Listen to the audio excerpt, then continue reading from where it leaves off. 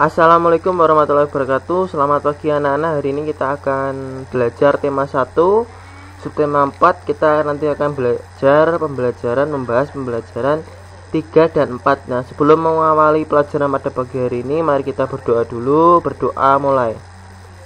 Berdoa selesai. Oke, anak-anak, kita akan bahas pembelajaran 3 dulu ya, yaitu menuliskan ciri-ciri tumbuhan khas Indonesia menggunakan kosakata yang tepat. Nah, kamu dapat menuliskan ciri-ciri tumbuhan tersebut dengan kosakata yang sudah kamu kuasai.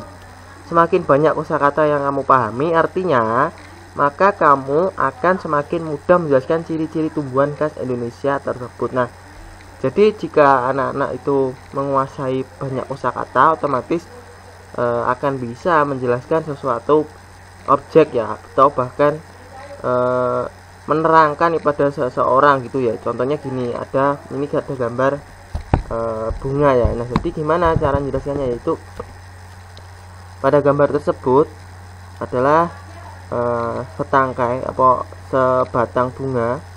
Ini adalah bunganya berwarna putih, putiknya berwarna kuning, dan tangkainya tersebut berwarna hijau. Nah, jadi seperti itu ya anak-anak menjelaskannya.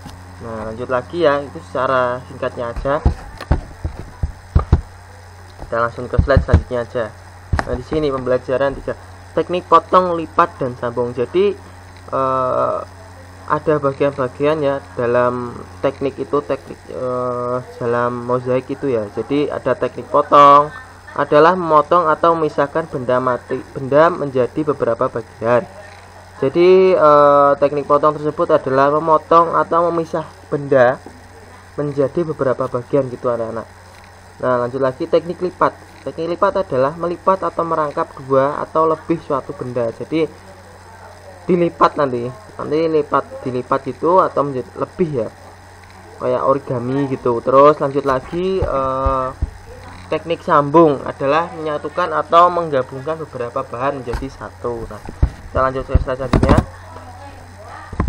Nah, di sini adalah teknik sambung, seni mozaik dengan teknik sambung ya. Bisa dilihat ini disambung-sambung ya, ada warnanya, ada yang putih, ada warnanya yang coklat, ada yang warnanya ini abu-abu juga di sini ya.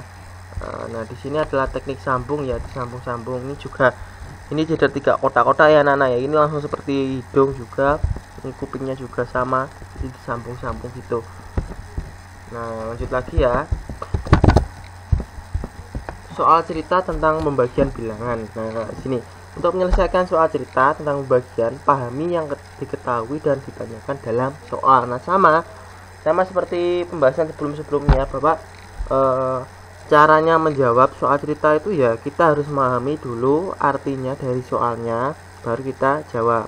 Nah, setelah itu buatlah kalimat matematika yang sesuai dan selesaikan dengan teliti gitu.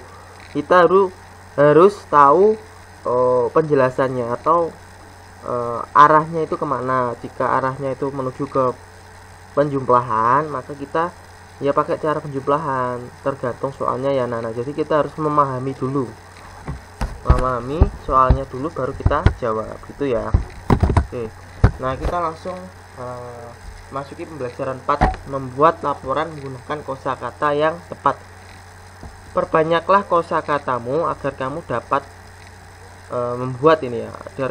membuat laporan dengan tepat.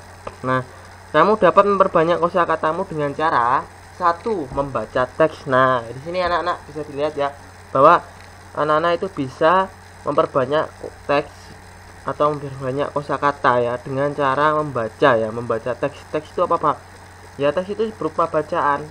Bisa jadi soal cerita, bisa jadi cerita, bisa jadi koran, bisa jadi bacaan-bacaan yang ada di HP gitu, dibaca aja enggak apa-apa. Terus lanjut lagi 2, menandai kosakata yang baru. Nah, biasanya kalau kalian kan membaca suatu cerita itu akan menemukan kosakata baru. Contohnya itu ya seperti marah itu artinya apa. Contohnya seperti dengki itu artinya apa. Ya dicoret bawah ya, Pak. Ditandai aja. Nanti kalau enggak tahu artinya dicari di kamus besar bahasa Indonesia, bisa di-download di Play Store ya. 3, mencari artinya. Nih, dan mencari artinya ini ya, jangan lupa untuk dicari artinya dan mencoba menggunakan kosakata tersebut baik secara tertulis maupun lisan. Tuh, lanjut lagi. Manfaat kerjasama. Kerjasama merupakan salah satu wujud sikap bersatu dalam keberagaman. Dengan bekerja sama, kita dapat mengerjakan sesuatu dengan lebih cepat. Nah, ini bisa diperhatikan anak-anak, jika kalian itu bekerja sama akan cepat menyelesaikan suatu pekerjaannya. Terus lanjut lagi, pekerjaan juga terasa lebih ringan dan menyenangkan jika dilakukan bersama-sama. Jadi kalau kalian itu mengerjakan suatu pekerjaan dengan teman-teman secara bersama-sama, otomatis akan ringan dan menyenangkan. Kalau sendiri kan otomatis kalian akan, waduh kok sendiri, wah capek sekali ya gitu ya, akan merasa berat. Nah, lanjut lagi ya. Nah, di sini ya, bisa dilihat gambarnya seperti gambar kemarin, yaitu kerjasama dapat memperkuat persahabatan dan juga membina kekompakan. Nah, jadi kalau kalian itu bekerja sama ya toh, otomatis teman kalian itu juga akan senang juga dan memperkuat persahabatan. Aku ternyata dibantu sama temanku. Beda kalau kalian itu tidak melakukan kerjasama, otomatis teman kalian juga akan merasa keberatan jika mengerjakan sesuatu sendirian. Contohnya seperti piket kelas, terus membersihkan halaman sekolah, terus membersihkan tanaman yang ada di depan kelas gitu ya. Kita itu harus bekerja sama agar memperkuat persahabatan dan juga membina kekompakan. Nah gitu ya anak-anak ya, kita sudah bahas pembelajaran 3 dan 4. Nah semoga pembelajaran pada pagi hari ini dapat bermanfaat bagi kalian. Terima kasih ya, tetap semangat belajar di rumah aja, jangan kemana-mana ya. Oke, terima kasih. Wassalamualaikum warahmatullahi wabarakatuh. Dadah.